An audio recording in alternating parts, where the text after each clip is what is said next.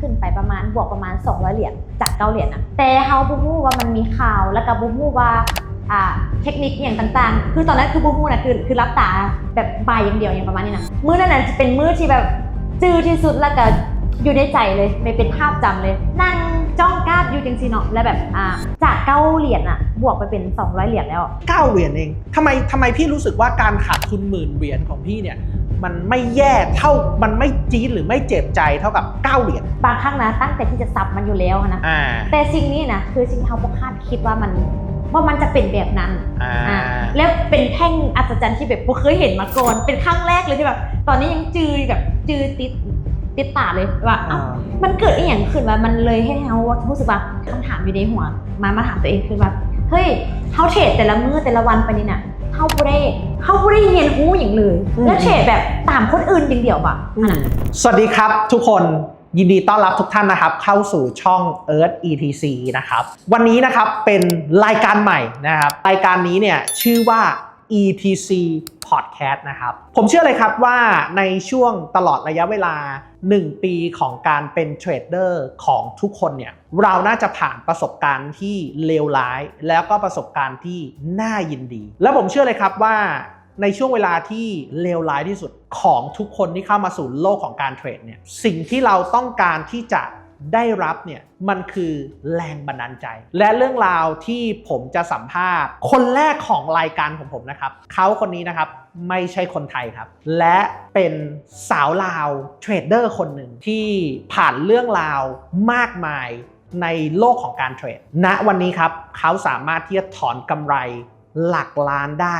แล้วนะครับก็เขาไม่ใช่ใครที่ไหนนะครับก็เขาคนนี้เป็นพี่สาวที่ผมรู้จักกันในโซเชียลมีเดียมาอย่างยาวนานนะครับเราจะคุยกับพี่นุ้ยสาวลาวเทรดเดอร์ครับสบายดี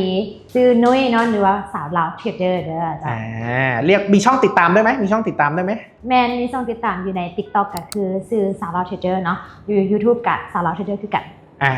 นะครับเรียกว่าฟังภาษาลาวนี่หวานเลยไหมครับทุกคนที่ชมนะฮะนะครับผมก็ชอบนะคนที่ว่าวลาวเนี่ยแล้วก็มันดูภาษามันดูสวยดีไหน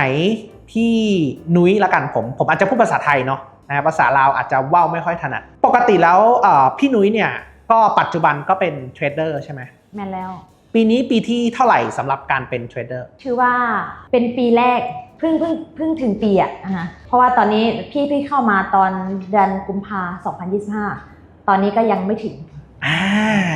ไหนลองเล่าหน่อยว่าทำไมพี่นุ้ยเนี่ยถึงเข้ามาสู่โลกของการเทรดต้องบอกว่ามันเป็นอย่างที่ค่อนข้างซับซ้อนเนาะเพราะว่า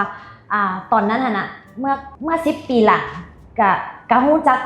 วงการ Forex มาประมาณนึงแต่ว่าก็บ่เคยได้เทรดแล้วก็บ่ได้เคยคิดว่าจะเอาตัวเองมาเทรดเพราะว่าตอนนั้นก็คือเขาคิดว่าการเทรดมันก็แบบเป็นอีหยังที่มันค่อนข้างว่ามีความเสี่ยงหลายประมาณนี้แต่ว่ามาฮอดมื้อนึงเนาะคือมันเป็นจุดเปลี่ยนของชีวิตก็คือแบบว่ามื้อนึงคือแบบเฮาบ่มีหยังเฮ็ดนะจากที่ว่าเคยเป็นนักธุรกิจมาก่อนแล้วก็มีเจ้าของมีกิจการเป็นของตัวเองแล้วก็มีครอบครัวอย่างครบสมบูรณ์แบบเนาะแต่มามื้อนึงคือสิ่งเหล่านั้นก็คือมันหายไปทางครอบครัวต่างๆทางธุรกิจแล้วแบบรู้สึกว่าบ่มีอีหยังที่เฮาจะเริ่มได้เฮาจะกลับไปเฮ็ดเวียกคือเก่าก็คือสิบ่ได้แล้วก็เลยลองเข้ามาศึกษาเรื่องของ Forex เข้ามาอยู่ในตลาดนี้เลยถ้าเกิดว่าเพื่อนๆชาวไทยนะครับดูอยู่เนาะก็เชื่อว่าน่าจะมีศัพท์บางคำที่น่าจะไม่เข้าใจนะเดี๋ยวผมสอนภาษาลาวก่อนแล้วกันนะฮะคือเฮดเวียดเนี่ยก็คือเหมือนทำงานเนาะคือจริงๆแล้วเนี่ยถ้าเกิดว่านั่งฟังจากรีแคปที่พี่นุ้ยได้เล่าเนี่ยคือพี่นุ้ยเนี่ยเขาเป็นคนหนึ่งที่รู้จักตลาด Forex มาแล้ว10 ปีใช่ไหมฮะแล้วก็รู้สึกว่าเฮ้ยตลาดเนี่ยมันมีความซับซ้อนแต่ในขณะนั้นเนี่ยเราก็ทำธุรกิจมาโดยตลอดก็ทำธุรกิจแล้วก็มีครอบครัวเสร็จแล้วเนี่ยก็มีปัญหาเรื่องของการทำธุรกิจแล้วก็ไม่ได้ทำธุรกิจนั่นแหละก็เลยเริ่มมีเวลาแล้วก็เข้ามาสู่โลกของการเทรดพอหลังจากที่พี่นุ้ยเข้ามาสู่โลกของการเทรดนะครับเป็นยังไงบ้างคือลองเล่าให้ฟังหน่อยว่าเราเดินทางยังไงบ้าง1 2 3 4เนาะหลังจากที่ว่าเขาเข้ามาในวงการ Forex กับแบบตอนแรกกับบ่ได้มีความรู้อย่างเลยก็คือแบบว่าเข้ามาแบบเพียวๆเลยบ่ฮู้ฮอดตั้ง stop loss SLTP จุดใหญ่บ่ฮู้จักแล้วก็บ่ฮู้ฮอดไส้ loss ว่าเฮาต้องใส่จังไดแต่ว่าน่าจะเป็นช่วงที่โชคดีแดตอนนั้นเป็นช่วงเทรนขาขึ้นของทองคำก็เลยแบบรับตาบ่ายนะบ่ายจังไดก็ได้เงินจังซี่นะก็คือแบบมันเป็นแบบนี้เนาะก็เลยรู้สึกว่ามันน่าจะเป็นแนวทางของเฮาในขณะเดียวกันที่ว่าเฮาเข้ามามันแบบกำลังลังเลอยู่หน่อยนึงว่ามันเฮาสิเฮ็ดได้บ่วะแต่ว่าเป็นอีกช้อยนึงให้เฮาคิดแล้วก็มักก็คือว่ามันน่าจะเฮ็ดได้แหละเพราะว่ามันเป็นอาชีพนึงที่ว่าสร้างเงินได้แล้วก็สามารถเฮ็ดให้เฮามีเวลาใช้ชีวิตได้อย่างประมาณนี้นะก็เลยเลือกที่ว่ามาเฮ็ดจุดนี้แต่พอมาเทรดเอาจริงๆแล้วนะก็แบบว่ากับระดับหนึ่งที่แบบว่าถึกพอแตกบางเพราะเฮาบ่มีข้อมูลเนาะเฮากับเสื้อโค้ดบางทีเฮาก็แบบเข้าไปเทรดแล้วก็แบบ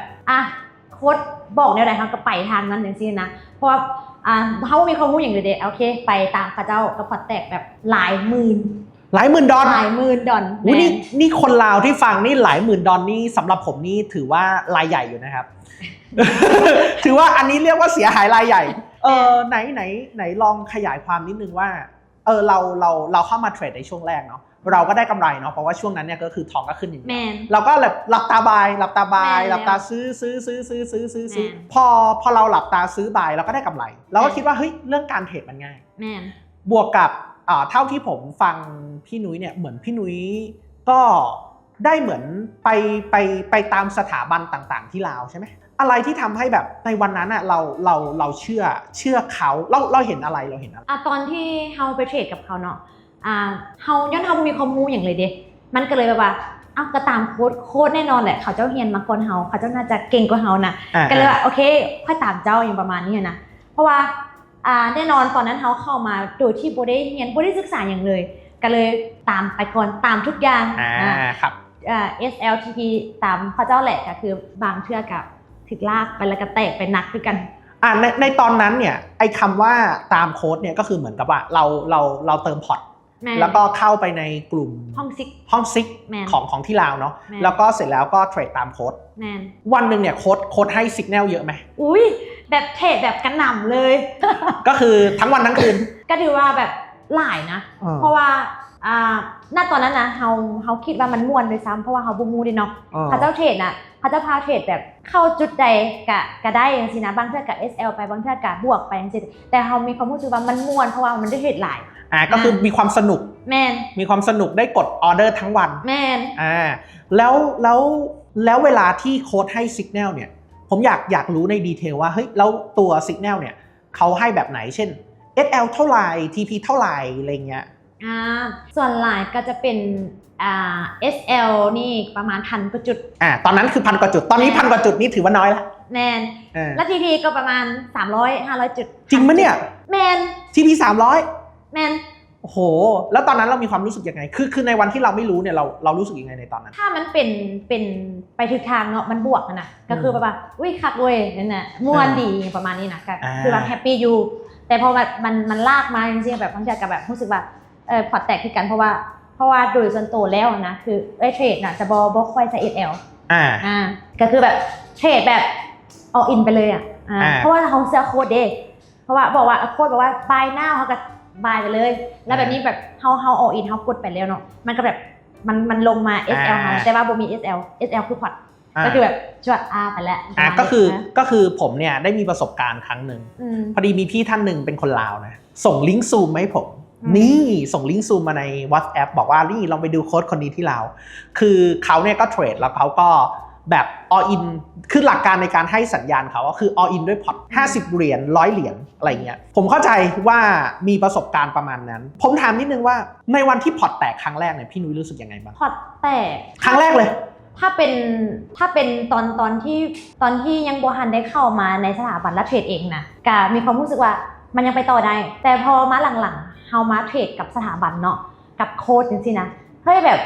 เขาสิพาเฮาพอร์ตแตกแบบนี้ตลอดบ่ได้เด้นะก็มีความรู้สึกว่ามันเฮาตามบ่ได้แล้วนะเฮาจำเป็นต้องไปศึกษาบ่ว่าเพราะว่าเป็นคนนึงที่แบบบ่มักศึกษาบ่มักเรียนหยังแต่ว่าอยากเฮ็ดไปเลยลุยไปเลยจังซี่นะพอเฮาแบบว่า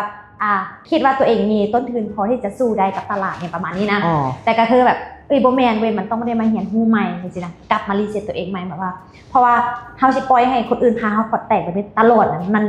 มันเป็นไปบ่ได้นะเคยสงสัยไหมว่าทำไมเขาถึงให้ซิกเยอะในที่ลาวในสถาบันที่เราเคยไปเทรดด้วยกับบ่แน่ใจว่าเขาเจ้าเฮ็ดแบบนี้มาเท่าใดแล้วมาจากปีแล้วแต่ว่าเฮาเข้าไปก็คิดว่าการเทรดหลายๆในจุดนี้ก็คือแบบว่าอาจจะเป็นสร้างกิจกรรมต่างๆเพื่อให้มันคึกคืนโบเพื่อว่าให้ตลาดนี่แบบว่ามันเทรดได้แท้ได้จริงอย่างประมาณนี้นะอาจจะเป็นแบบนั้นโบกับโบแน่ใจเนาะเพราะว่าเขาก็คิดว่าแบบหรือว่าตลาดงามและแบบเขาเจ้าพร้อมที่จะให้ชิกในช่วงนั้นโบกับโบแน่ใจคือกันเข้าใจแล้วพอเราเข้าไปตามสักพักหนึ่งผมถามนิดนึงว่าพอเราพอร์ตแตกเนี่ยเราก็รู้สึกว่าเฮ้ยมันไม่น่าใช่เนาะเราไม่ควรแตกตลอดผมอยากรู้มากเลยประสบการณ์ที่พี่คิดว่าเลวร้ายที่สุดในการเทรดของพี่เนี่ยมันคืออะไรแบบตั้งแต่ทำมาประสบการณ์ที่เทรดแล้วแบบเลวร้ายที่สุดเลยที่พี่มองที่พี่เจอสำหรับตัวพี่เองนะใช่ก็น่าจะเป็นการเทรดข่าวยังไงเทรดข่าวเพราะว่าแบบมันสวิงแฮงเนาะบางครั้งเราก็รู้สึกว่ามันม่วนดีนะเพราะว่าเวลามันขึ้นแบบมันขึ้นโหดเลยลงมันก็ลงโหดเลยอย่างเงี้ยแต่ว่ามีครั้งนึงนะที่แบบว่าด้วยความที่ตัวเองกับบ่ได้เบิ่งอย่างบ่ได้สนใจน้ำอย่างเลยมื้อนั้นน่ะซื้อได้ว่าพอร์ตน่ะ9เหรียญพอร์ตน่ะมี9เหรียญแล้วกำลังอออินกับพอร์ต9เหรียญนั่นแหละแบบบายเนาะบายขึ้นไปบายแล้วมันขึ้นไปประมาณบวกประมาณ200เหรียญจาก9เหรียญน่ะแต่เฮาบ่ฮู้ว่ามันมีข่าวแล้วก็บ่ฮู้ว่าเทคนิคอย่างต่างๆคือตอนนั้นคือบูมูนะคือรับตาแบบบายอย่างเดียวอย่างประมาณนี้นะมื้อนั้นน่ะจะเป็นมื้อที่แบบจื้อที่สุดแล้วก็อยู่ในใจเลยไม่เป็นภาพจำเลยนั่งจ้องกราฟอยู่จังซี่เนาะแล้วแบบจาก9เหรียญน่ะบวกไปเป็น200เหรียญแล้ววันนี้นะภายในบ่เกิน3วิเนี่ยมันขึ้นไปอย่างซี่ปุ๊บมันจักลงมาแบบแท่งเดียวประมาณ 5,000 จุดซึ่งยังให้แบบว่าเฮ้ยมันเกิดอีหยังขึ้นมาปกติเฮาเทรดนะมันบ่ได้เป็นแบบนี้อย่างนะก็เลยมาฮู้มื้อต่อมาว่ามันมีข่าวแฮงข่าวแฮงนี่เฮาบ่ฮู้จักเลยบ่ได้ติดตามเลยจังซี่นะก็คือไม่มีความรู้เลยแม่นแต่ว่ามันแค่9เหรียญเองทำไมพี่รู้สึกว่าการขาดทุน10,000เหรียญของพี่เนี่ยมันไม่แย่เท่ามันไม่จี๊ดหรือไม่เจ็บใจเท่ากับ9เหรียญเป็นอย่างคือ9เหรียญมื้อนั้นแบบมันเฮ็ดให้เฮาแบบจื้อแบบเพราะว่ามันเป็นกราฟที่ว่าเฮาบ่เคยเห็น10,000เหรียญน่ะ10,000เหรียญที่แตกไปที่เสียไปน่ะมันก็คือสิ่งที่เราตั้งใจที่บางครั้งนะตั้งใจที่จะซับมันอยู่แล้วนะแต่สิ่งนี้นะคือสิ่งที่เราบ่คาดคิดว่ามันจะเป็นแบบนั้นแล้วเป็นแท่งอัศจรรย์ที่แบบบ่เคยเห็นมาก่อนเป็นครั้งแรกเลยที่แบบตอนนี้ยังจือติดตาเลยว่ามันเกิดอีหยังขึ้นว่ามันเลยให้เรารู้สึกว่าการที่จะเป็นนักเทรดเนี่ยเฮาอยู่นำเงินใดตอนนี้เฮาอยู่กับเงินอยู่น่ะเฮาสิบ่ฮู้หยังเลยว่ะมันเกิดคำถามอยู่ในหัวมาถามตัวเองคือว่าเฮ้ยเฮาเทรดแต่ละมื้อแต่ละวันไปนี่น่ะเฮาบ่ได้เรียนรู้หยังเลยแล้วเทรดแบบตามคนอื่นอย่างเดียวบ่ก็เลยว่าเอ้ยบ่แม่นล่ะต้องมันมีอย่างเนี้ยข่าวมันคืออีหยังต้องกลับมาเบิ่งคืนอีหยังประมาณนี้นะเข้าใจเลยก็คือเราก็เสียหายสะสมแม่นก็คืออาจจะเสียหาย10,000เหรียญ 20,000เหรียญรวมๆกันก่อนที่เราจะได้ตังค์เนี่ยเราเสียหายเกิน100,000เหรียญไหมน่าจะพอประมาณน่าจะประมาณเกือบ100,000เหรียญสำหรับคนลาวนี้ถือว่าเยอะมากแล้วก็ถ้าเกิดว่าเป็นคนอื่นเนี่ยขาดทุนเป็น$100,000เนี่ยเลิกแล้วกลับไปเฮ็ดเวียกนี่แม่นแล้วกลับไปทำธุรกิจนะฮะกลับไปทำธุรกิจเหมือนเดิมแม่นผมถามนิดนึงอะไรที่ทำให้พี่ยังตัดสินใจที่จะไปต่อสิ่งที่ยูโตกับตลาดโฟเร็กซ์ต้องบอกแบบนี้ก่อนว่าบ่เคยคิดว่ามันเสียไปเพราะว่าบ่เคยคิดว่าสิ่งที่เสียไปนะมันจะบ่มีทางกลับคืนมาได้เพราะว่าเฮาฮู้ว่าตอนที่เฮาเสียน่ะเฮาบ่ได้มีความรู้เลยเฮาบ่ได้นั่นเลยเหมือนกับว่าเฮาตั้งแต่เสียมันแล้วนะแต่พอตอนนี้ปุ๊บนะมันมีความรู้สึกว่าหน้ามื้อนึงเฮามีความรู้เฮาเข้าใจตลาดอีหลีนะเงิน100,000ที่เฮาเสียไปน่ะเฮาเอากลับคืนมาได้อีหลีแบบคล้ายๆกับว่าตอนนี้เฮาฮู้ว่ามันมีแนวทางประมาณใดแล้วเฮาแบบว่าเฮาปักว่าเฮาต้องมีสิ่งนี้มันจึงสิได้สิ่งนั้นกลับคืนมาแล้วก็คิดว่ายังบ่ยอมแพ้ก็เลยกลับมาอยู่ในจุดนี้คืนเท่าที่ผมนั่งฟังเนี่ยผมได้คีย์เรื่องนึงก็คือมันคือการที่เหมือนกับใช่พี่เสีย100,000เหรียญแต่ว่าพี่ก็แบบกลับมารีมายด์ตัวเองว่าเห เหตุผลที่เสียแสนเหรียญเนี่ยมันเป็นเรื่องง่ายๆที่เราไม่ได้เรียนรู้กับมันเลย แม่น เราเทรดตามแบบ 100% เราเอาเงินของเราไปไว้ใจคนอื่น แม่น ที่เราก็ไม่รู้ว่าเขาคือของจริงหรือเปล่า แม่น เผลอๆเงินในบัญชีเขาอาจจะน้อยกว่าเราก็ได้ นะครับอันถัดมาเลยก็คือพอหลังจากแพ้เนี่ยผมเชื่อเลยว่าแต่ละคนเนี่ยมันจะมีโครงสร้างในการทำใจเนาะ อืม แต่ด้วยความที่แบบพี่อาจจะมีครอบครัวละครอบครัวที่หมายถึงคือลูกเนาะ อืม มีลูกกี่คนนะฮะ 3 คน แล้วโสดไหม ตอนนี้โสด ตอนนี้โสด เราด้วยความที่เราเป็นผู้หญิงที่ต้องดูแลลูกมันอาจจะต้องทำให้เราต้องลุกขึ้นมาเร็วหน่อย แม่น มันต้องเร็วหน่อยแล้วก็เริ่มศึกษาเรื่องจริงจัง แม่น ศึกษาเรื่องการเทรดอย่างจริงจัง แม่น ผมถามนิดนึงว่าพอหลังจากที่เราศึกษาอย่างจริงจังเนี่ยเราได้เรียนรู้ว่าเราได้เรียนรู้อะไรบ้าง เป็นอีหยังที่เฮารู้สึกว่าณตอนนี้หรือว่าบ่ว่าจะสถานการณ์ใดก็ตามเนาะก็ถ้าเฮาบ่มีความรู้เลย ถ้าเฮาบ่เชื่อมั่นในตัวเองว่าเฮาเฮ็ดได้นะเฮาจะบ่มีทางที่จะเข้าใจแล้วก็เฮ็ดอีหยังได้เลย สิ่งที่ว่าเข้าใจลึกไปหลายกว่านั้นก็คือว่าเฮ้ยมื้อนี้เฮากำลังเล่นกับไฟอยู่กำลังเล่นการเงินอยู่ทุกๆธุรกิจทุกๆธุรกิจอยู่ในโลกใบนี้บ่มีอย่างเลยที่ว่าเฮาจะบ่เห็นฮู้แล้วเฮาจะสำเร็จได้ก็เลยกลับมารีแคปตัวเองว่าบ่ได้ถ้าเฮาบ่เห็นฮู้สิ่งสำคัญที่สุดเนาะคือการที่ว่าเฮาอยู่กับการเงินหรือว่าอุตสาหกรรมการเงินหรือว่าอีหยังก็ตามน่ะมื้อนี้บ่มีหยังเลยที่ว่าเจ้าจะสำเร็จโดยที่เจ้าบ่ได้มีความรู้เพียงพอก็เลยแบบว่าโอเคต้องได้มาเรียนรู้แบบจริงจังต้องได้แบบเข้าใจมันอีหลีจังจะสามารถเฮ็ดเงินจากจุดนี้ได้โอเคและนั่นคือเหตุผลที่ทำให้เราเนี่ยสามารถถอนเงินมากสุดคือ 47,000 US ดอลลาร์แม่นซึ่ง 47,000 US ดอลลาร์นะครับทุกคนไม่น้อยโดยเฉพาะที่ลาวนี่ถือว่ามีชีวิตที่สุขสบายได้อย่างน้อยก็อาจจะหลักปีนะถ้าเกิดว่าไม่ได้เอาเงินไปสุรุ่ยสุร่ายผมได้เข้าใจเรื่องนึงนั่นคือพี่กำลังจะบอกว่าถ้าเกิดว่าเราจะเป็นคนที่สำเร็จไม่ว่าจะเป็นการเทรดหรือว่าการทำธุรกิจเนี่ยการมีความรู้เนี่ยจะได้เปรียบและทำให้เรารู้สึกว่าเงินของเรานั้นสามารถที่จะสร้างอะไรบางสิ่งได้เยอะกว่าโดยที่ไม่ต้องพึ่งพาใครไหมครับสิ่งหนึ่งที่ผมเนี่ยเห็นเสมอเลยก็คือผมเชื่อว่าเทรดเดอร์หลายคนเนี่ยแน่นอนแหละการตามสัญญาณการตามโค้ดเนี่ยมันก็เป็นจุดหนึ่งที่เป็นเครื่องมือที่ทำให้คุณได้เงิน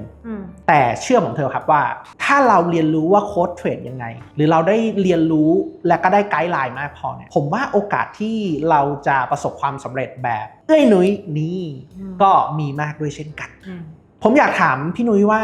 ถ้าเกิดวันนี้คนที่มานั่งฟังพี่นุ้ยอยู่เนี่ยเขาเป็นเทรดเดอร์ที่